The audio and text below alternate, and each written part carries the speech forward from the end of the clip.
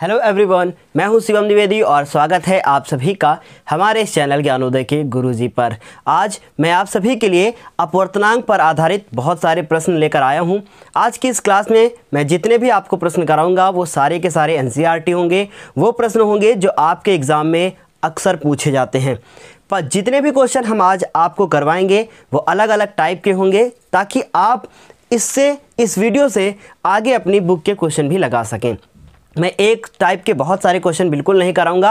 अपवर्तनांक पर आधारित जितने भी प्रश्न आपके एग्जाम में आ सकते हैं उनके सबके टाइप में आज आपको करवा दूंगा, क्योंकि आपको बड़ी प्रॉब्लम होती है अपवर्तनांक जैसे टॉपिक को समझने में, क्योंकि इससे न्यूमेरिकल तो बहुत आसान आता है पर वो आप लोगों को थोड़ा सा टफ लग जाता है। तो चलें बिना देर किए हुए शुरू करते हैं और आपको बताते हैं कि आप इस प्रकार के क्वेश्चन को कैसे करेंगे। पहला क्वेश्चन जो आपको स्क्रीन पर दिख रहा है, लिखा है पहले माध्यम के सापेक्ष दूसरे माध्यम का अपवर्तनांक ज्ञात कीजिए।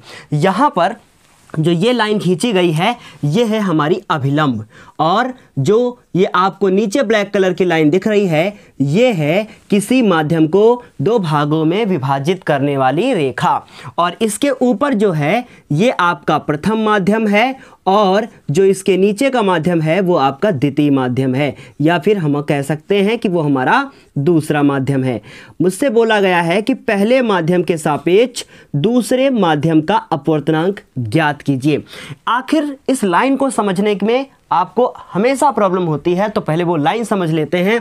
लिखा है पहले माध्यम के सापेक्ष दूसरे माध्यम का अपवर्तनांक।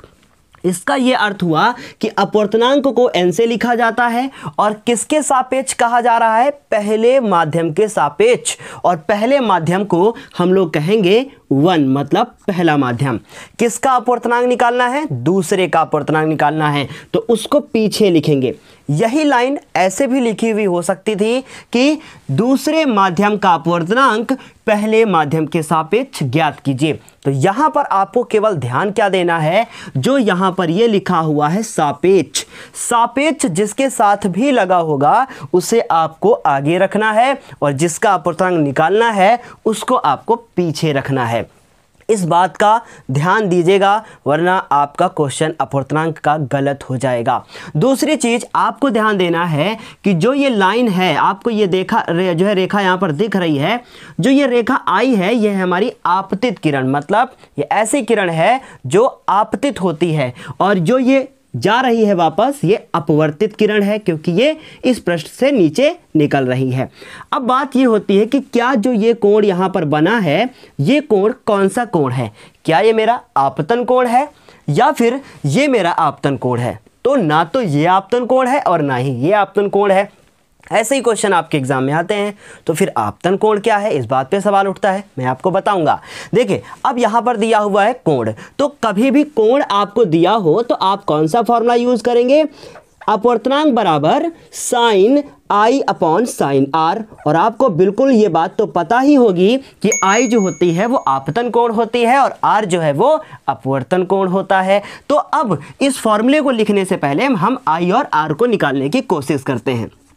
तो आई क्या हो गया, कैसे निकलेगा, ध्यान से देखिएगा। मैं यहां पर हल शुरू करता हूं। आई आखिर है क्या, आपको पता है कि अगर ये अभिलंब है, ये माध्यम को डिवाइड करने वाली रेखा है, तो आपतन कोण सदैव वहां बनता है अभिलंब और आपतित किरण के बीच, अभिलंब और आपतित किरण के बीच बनता है। इसका मतलब फिर ये हुआ कि आपतन कोण जो बनेगा वो यहां बनेगा, यहां ये वाला जो कोण होगा वो आपतन कोण होगा, ये आपतन कोण नहीं होगा। इस बात को ध्यान में रखिएगा। क्वेश्चन बहुत ही आसान है, बस आप बहुत धीरे धीरे आप इसको समझने की कोशिश करें। जो आपको ये कोण दिख रहा है, और ये क्वेश्चन आपके 2020 में पूछा गया है, 2019 में पूछा गया है, 2018 में पूछा गया है। जब से एनसीईआरटी हुआ है क्वेश्चन आपको घुमा कर देने लगे हैं। तो यहाँ जो कोण बन रहा है वो आई है।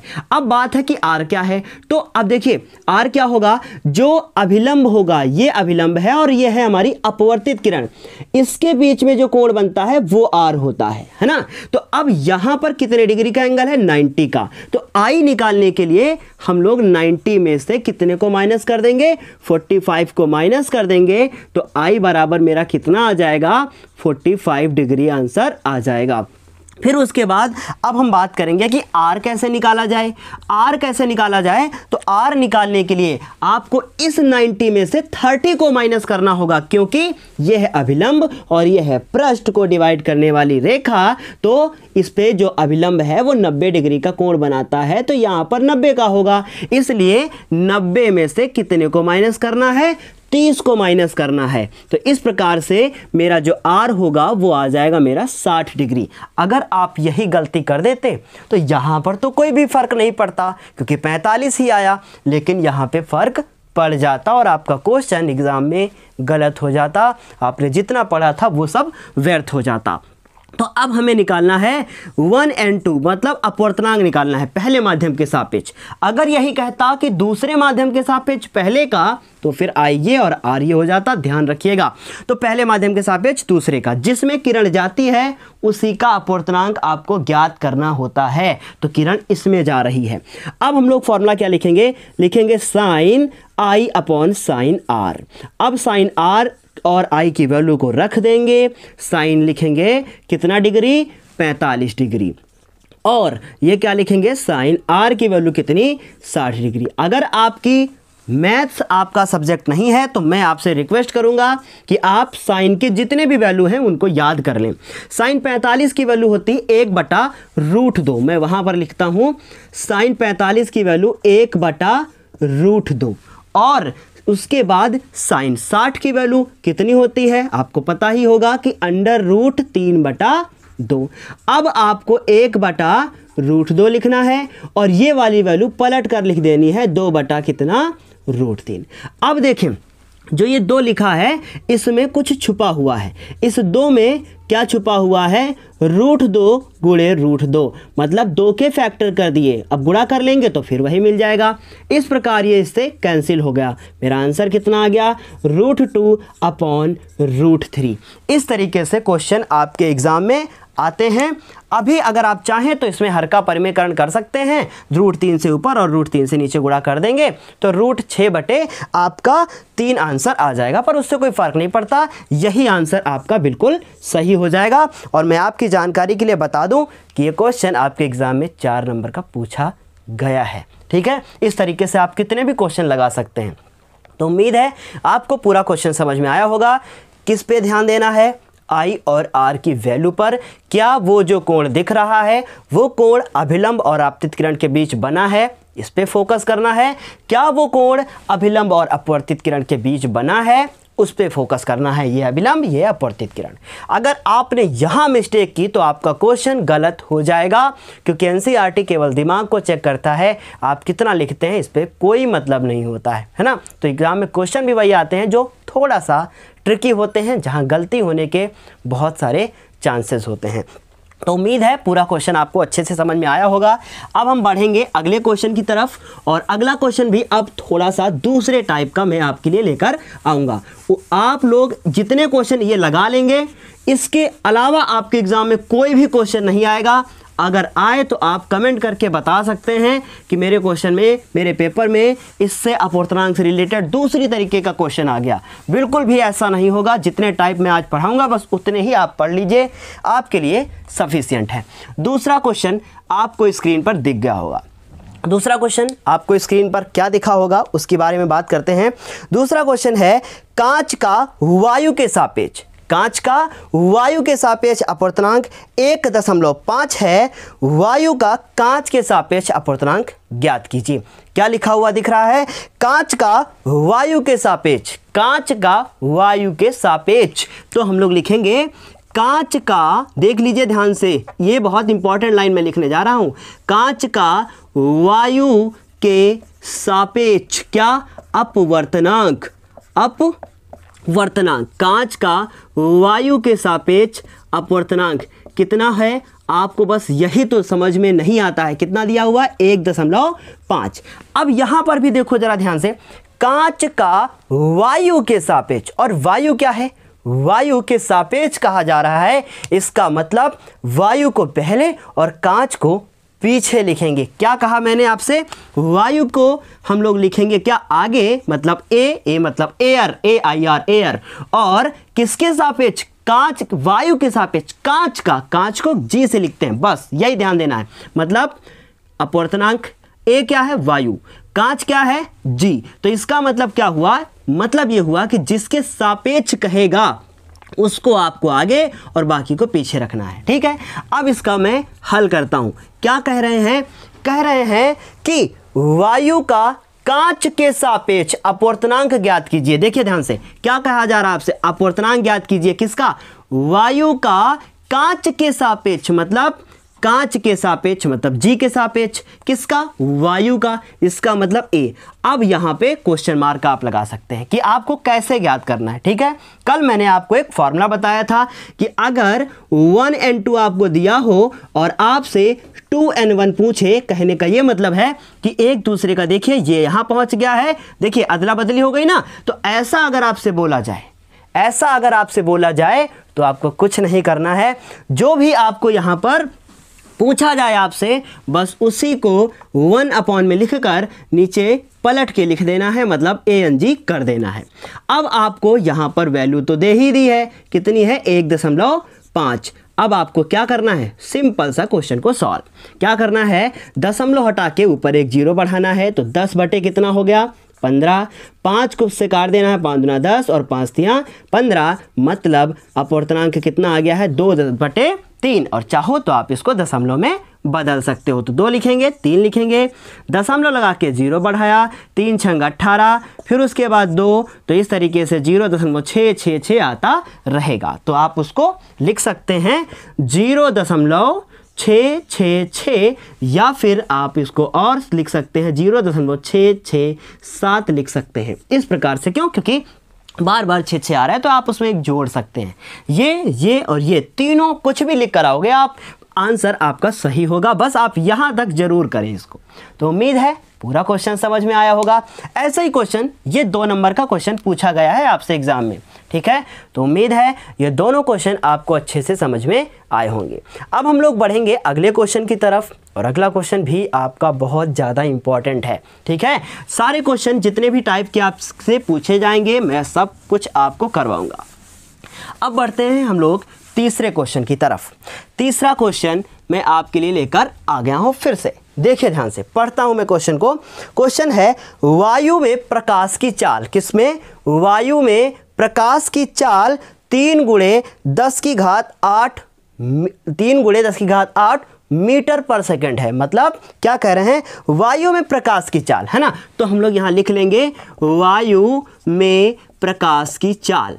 वायु में प्रकाश की चाल कितनी दे दी है, इन्होंने दे दी है 3 × 10⁸ मीटर पर सेकंड दे दी है। फिर उसके बाद आगे क्वेश्चन में क्या लिखा हुआ है, लिखा है उस माध्यम में प्रकाश की चाल ज्ञात कीजिए। मतलब कोई एक माध्यम है जहां पे वो प्रकाश की किरण जाती है, उस माध्यम में प्रकाश की चाल ज्ञात कीजिए जिसका वायु के सापेक्ष अपवर्तनांक कितना है, 1.5 है। क्या कह रहे हैं, वायु के सापेक्ष, बहुत ध्यान से सुनिएगा, वायु के सापेक्ष, वायु के सापेक्ष किसका अपवर्तनांक, कांच का अपवर्तनांक, कांच का अपवर्तनांक वायु के सापेक्ष, कांच नहीं बोला गया है, सिर्फ लिखा है वायु के सापेक्ष अपवर्तनांक।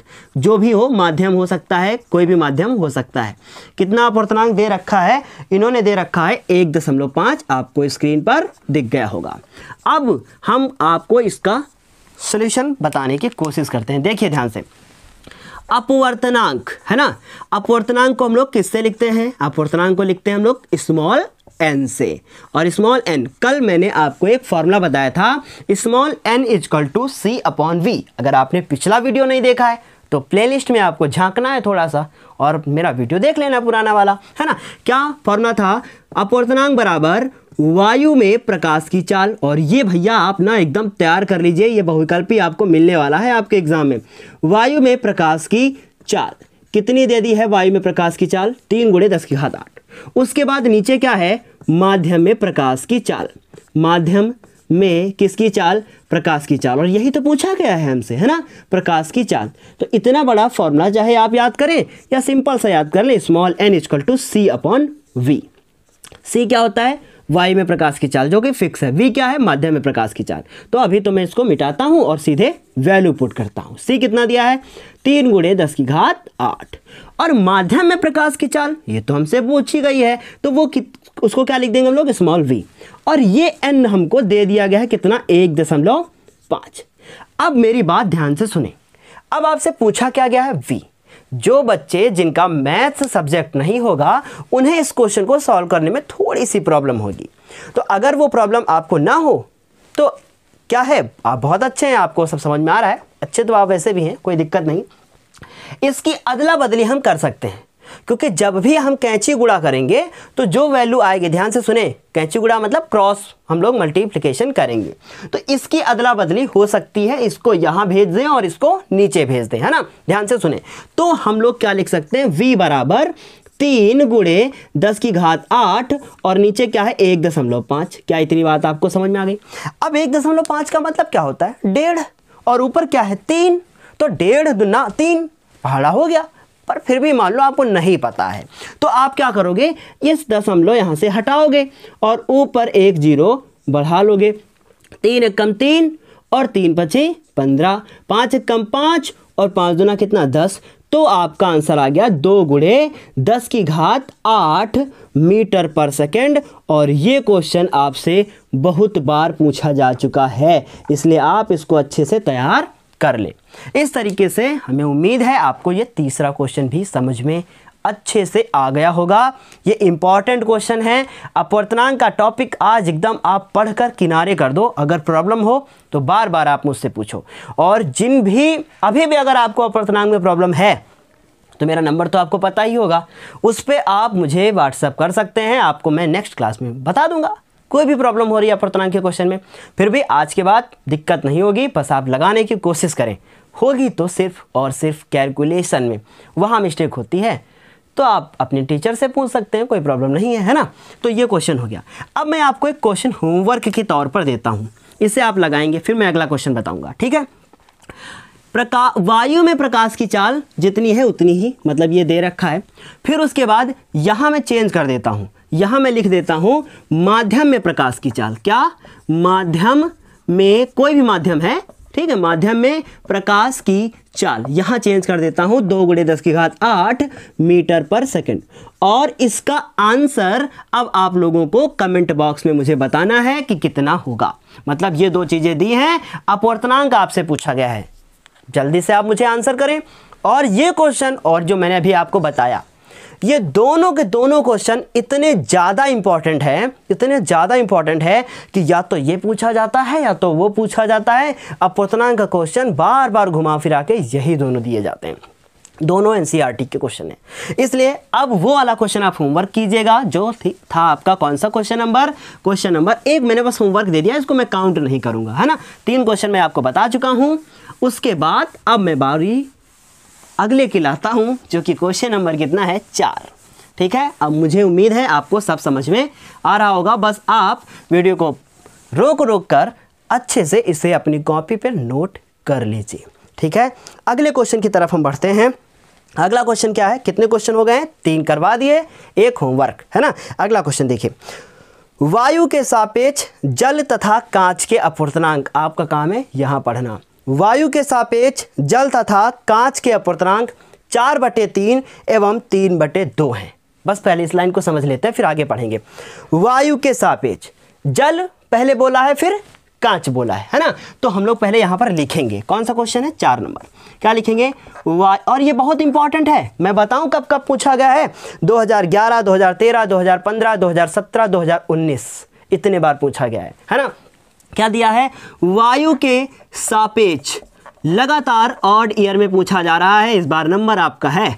वायु के सापेक्ष किसका अपवर्तनांक, वायु के सापेक्ष जल का अपवर्तनांक कितना दिया हुआ है, वायु के सापेक्ष जल का अपवर्तनांक, तो क्रमशः लगा हुआ है ना, देखिए आप, क्रमशः लगा हुआ है। तो अगर वायु के सापेक्ष जल का अपवर्तनांक है तो कितना होगा, मैं यहाँ लिखूं, यहाँ लिख रहा हूं कितना दिया हुआ, वायु के सापेक्ष जल का अपवर्तनांक, ठीक, कितना दिया है पढ़कर बताते हैं, 4/3 दिया है, तो 4/3, ठीक। अब इसे लिखना कैसे है, ध्यान से देखें, वायु के सापेक्ष, किसके सापेक्ष बोला गया है, वायु के, और वायु को अंग्रेजी में क्या बोलते हैं, AIR एयर, है ना। इसका मतलब हम लोग इसको A से डिनोट करेंगे। तो किसके सापेक्ष कहा है? वायु के। तो A को पहले किसका बोला गया है? जल का। और जल को अंग्रेजी में क्या कहते हैं? वाटर। इसका मतलब यहां पर आप W लिखेंगे। समझ में आई इतनी बात? अब देखिए अगला, देखिए क्या लिखा हुआ? वायु के सापेक्ष। किसके? वायु के सापेक्ष। इस बार किसका अपवर्तनांक? वायु के सापेक्ष। किसका बोलेंगे? जल का या कांच का? कांच का। कितना दिया हुआ है पढ़कर बताएंगे। वायु के सापेक्ष कांच का अपवर्तनांक, है ना। तो वायु के सापेक्ष कांच का अपवर्तनांक। देखिए मेरे पास सामने जगह तो है पर आपको वहां क्वेश्चन दिख रहा होगा इसलिए मैं लिख नहीं रहा हूं। वायु के सापेक्ष कांच का अपवर्तनांक। देखिए अब ध्यान से कितना दिया हुआ है? 3/2। बहुत आसान क्वेश्चन होता है, बस आप लिखने में गलती कर देते हैं, बाकी कोई कैलकुलेशन नहीं होती इसमें। तो क्या है? वायु के सापेक्ष। तो फिर कहा सापेक्ष, और सापेक्ष को इंग्लिश में कहते हैं रिस्पेक्ट। और रिस्पेक्ट उसी को दोगे जिसको आप आगे बिठाओगे, है ना। तो इसका मतलब क्या हुआ कि हम लोग वायु को आगे बिठाएंगे। और कांच का मतलब कांच का निकाला जा रहा है, और कांच को अंग्रेजी में कहते हैं ANG, मतलब ये ग्लास बोला जाएगा। ठीक है, अब ये इतनी चीज दी थी, तो यही तो इंपॉर्टेंट है कि जो दिया है उसे आप कैसे लिखेंगे, ये डिनोट करना बड़ी प्रॉब्लम है ना। चलो आप देखो क्या पूछा गया है। अब जो पूछा गया ध्यान देना, जल का कांच के सापेक्ष, जल का कांच के सापेक्ष अपवर्तनांक। देखिए लिखता हूं मैं, जल का किसके? कांच के सापेक्ष। तो बस यही लाइन है, अगर यहां गलती हुई तो समझ लीजिए आपने सब कुछ गलत कर दिया। जल का कांच के सापेक्ष पढ़ लिया होगा आपने, है ना। जल का कांच के, जल का कांच के, तो किसके? कांच के सापेक्ष बोला गया है। तो पहले तो अपवर्तनांक को n लिखा मैंने, कांच को क्या बोलते हैं? G, और जल का तो इसका मतलब GNA पूछा है। यहां गलती मत कीजिएगा, ANG लिख दिया, समझ लो सब गलत, है ना। किसका? जल का कांच के सापेक्ष। तो सही लिखा है ना, कांच के सापेक्ष। तो कांच को क्या लिखा मैंने? G आगे, और जल का तो इसका मतलब A पीछे। बस इतनी बात आपको अच्छे से समझ में आ गई होगी। अब मैं बढ़ता हूं कल वाले फॉर्मूले पे। कल मैंने आपको एक फॉर्मूला बताया था, 1n2 = 2 और उसके बाद अपॉन 1 आगे n, और यहां पर भी n। इसका मतलब n2/n1। ये फॉर्मूला कल मैंने आपको बताया था।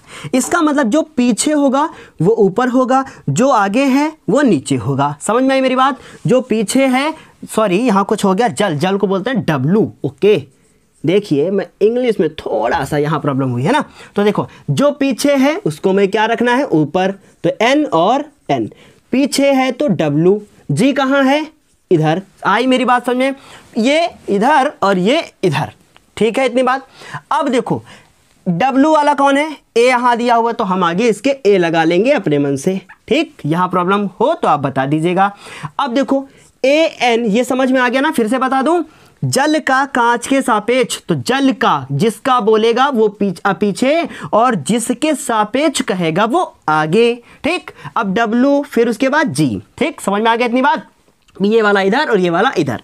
अब इतनी बात क्लियर है। अब मुझे W की वैल्यू दे रखी है कितनी? 4/3, और इसकी वैल्यू कितनी है? 3/2। अब सॉल्व कैसे करना है देखिए ध्यान से, 4/3 और ये पलट गया 3/2 है, तो कितना हो जाएगा? 2/3, और उसके बाद कुछ कटेगा तो है नहीं, 8 कितना आंसर आ जाएगा? 9। इस प्रकार से ये हमारा आंसर हो गया है 8/9। उम्मीद है पूरा समझ में आया होगा अच्छे से, है ना। जहां भी प्रॉब्लम हो कमेंट करें, बताएं, और प्लीज़ अगर वीडियो अच्छा लग रहा है तो लाइक करना ना भूलें। आप लोग लाइक करना भूल जाते हैं। लाइक से मिलता कुछ नहीं है, पर इतना है थोड़ा सा मोटिवेशन मिलता है। और दूसरी चीज़ ये होती है कि हाँ मुझे भी लगता है, और सामने जो अभी दूसरा कोई वीडियो देखने आएगा उसको भी लगेगा कि हाँ इस वीडियो में कुछ है, कुछ ना कुछ खास है। तो दूसरे को भी दिखाने के लिए लाइक करना आपका ज़रूरी है ना। लाइक तो आप कर ही सकते हैं, क्यों? फ्री में इतना सब कुछ मिल रहा है तो लाइक तो एक कर ही सकते हैं ना आप। चलो GNW और ANW और उसके बाद ANG, इतनी बात क्लियर। यही क्वेश्चन 2018 में बहुविकल्पी पूछा गया मेरे लाल। अब ये सुनो आप मेरी बात, बहुविकल्पी जब पूछा गया है तो लिखा है 4/3 और डिवाइड का सिंबल बना हुआ है, और ये वैल्यू पलट कर वहां पर लिखी है 3/2। तो इसको अगर मैं ऐसे लिख दूं 4/3 और डिवाइड कर दूं 3/2 कर दूं तो भी आंसर यही वाला हमारा MCQ सही होगा। ध्यान दीजिएगा, मल्टीप्लाई को जब कभी भी डिवाइड में चेंज करते हैं लाल तो ये पलट जाता है, पीछे वाला 3/2 हो जाएगा। इस पे आप ध्यान दीजिएगा, ठीक है। ये 2018 में पूछा गया है, आप पीछे का अनसॉल्व पेपर उठाकर देख सकते हैं। तो चलें अब आगे बढ़ते हैं, है ना। ये तो समझ में आ गया होगा आपको, ठीक। अब आगे बढ़ते हैं अगले क्वेश्चन की तरफ। कितने क्वेश्चन हो गए आज? 4। अब अगला क्वेश्चन देखिए, लास्ट क्वेश्चन होगा अब इसके बाद, है ना, ताकि आज के बाद अपूर्णांक में प्रॉब्लम ना हो। अभी भी हो तो आगे फिर हमें आप कमेंट करके बता सकते हैं, ठीक। देखो अगला क्वेश्चन, जल में प्रकाश की चाल 2.25 गुणे 10⁸ मीटर पर सेकंड है। किसकी? जल में प्रकाश की चाल। लिख लेता हूं मैं, जल में प्रकाश की चाल, जल में प्रकाश की चाल। अगर अभी और टाइम मिलेगा तो मैं आपको देखूंगा और एक क्वेश्चन बता दूंगा। जल में प्रकाश की चाल, कितना नंबर क्वेश्चन है आज का? 5। जल में प्रकाश की चाल कितनी दी है? जल में प्रकाश की चाल दी है, नीचे लिखता हूं, ठीक है। जल में प्रकाश की चाल 2.25 गुणे 10⁸ कितना लिखा हुआ है? 8, है ना, मीटर पर सेकंड। अब इसे डिनोट कैसे करना है, कैसे लिखना है, क्या सिंबल देना है? देखिए, जल में प्रकाश की चाल, अरे सिंपल सा है, जल में प्रकाश की चाल, ठीक है, पढ़ा रहने दीजिए, इसके सामने आप लिख लीजिएगा, है ना। डिनोट क्या करना है? जल में प्रकाश की चाल है तो इसको मैं V लिख सकता हूं, लिख दूं, ओके, V लिख दिया मैंने। अब सुनो क्या पूछा गया है, निर्वात में प्रकाश की चाल। किस में पूछा गया है? निर्वात में प्रकाश की चाल, निर्वात में प्रकाश की चाल। अब इतनी बात तो आपको पता हो गई होगी कि निर्वात में प्रकाश की चाल कितनी होती है, बताइए कितनी होती है? निर्वात में प्रकाश की चाल होती है, जितना आपको याद भी करना है, कितनी होती है? 3 × 10⁸, ठीक। और एक चीज और दी है कि अपवर्तनांक भी दे दिया है इन्होंने। कितना दिया है अपवर्तनांक? अपवर्तनांक कितना अपवर्तनांक दिया हुआ है? अपवर्तनांक इन्होंने दे रखा है 4/3, तो n बराबर ये दे रखा है। ये सारी चीज़ें आपको दे रखी हैं, ठीक। अब मुझे सॉल्व क्या करना है, मुझे निकालना क्या है? मुझे निकालना है c। तो फॉर्मूला मैंने आपको वही भी एक क्वेश्चन कराया था, n बराबर c/v। ये हो गया मेरा हल। देखिए ये लिखना बहुत ज़्यादा ज़रूरी होता है। तो अपवर्तनांक कितना दिया है? 4/3। c कितना है बताइए, कितना है? नहीं पता। v कितना है? 2.25 × 10⁸, है ना, मीटर पर सेकंड लिखने की जरूरत नहीं है। इसको इससे कर दिया मल्टीप्लाई, 3c हो गया। इसको इससे मल्टीप्लाई कर दिया तो 4 × 2.25 × 10⁸ कितना? 8। रोज वीडियो पाने के लिए प्लीज़ चैनल को सब्सक्राइब करें। तो अब हम लोग इसको कर लेते हैं इससे मल्टीप्लाई, मतलब 4 को गुणा करना है किससे? 2.25 से। तो मैंने क्या लिखा? 2.25 और इसको गुणा करते हैं 4 से, तो 4 × 5 = 20 और उसके बाद हासिल हो गया 2 × 4 = 8 और उसके बाद 8 × 2 = 10 हासिल हुआ, 1 × 4 = 8 और 1 9, मतलब 9.00। तो हम कह सकते हैं 9 गुणे, ध्यान से देखिएगा इंपॉर्टेंट क्वेश्चन है, 9 × 10⁸ और जो 3 है वो ले जाते हैं हम नीचे। 3 से मैंने इसको काट दिया तो आंसर कितना आया? 3। इसका मतलब c = आ गया 10⁸ मीटर पर सेकंड। जो ये आपका आंसर आया है ये है आपकी प्रकाश की चाल। उम्मीद है आपको अच्छे से ये चीज़ समझ में आ गई होगी। तो अब बस ठीक है, अपवर्तनांक के आप इतने ही क्वेश्चन लगाइएगा। अगर आपको बुक में और क्वेश्चन दिखते हैं और आपको प्रॉब्लम होती है तो आप कमेंट बॉक्स में कमेंट करके मुझे बता सकते हैं कि आपको और कौन से क्वेश्चन चाहिए। कल हम लोग फिर मिलते हैं एक नई क्लास के साथ। जो भी आपकी डिमांड है आप कमेंट बॉक्स में लिखना ना भूलें, और वीडियो को अभी तक लाइक नहीं किया तो वीडियो को प्लीज़ लाइक कीजिएगा। चलिए आज की क्लास के लिए इतना ही, फिर मिलते हैं अगली क्लास में। धन्यवाद।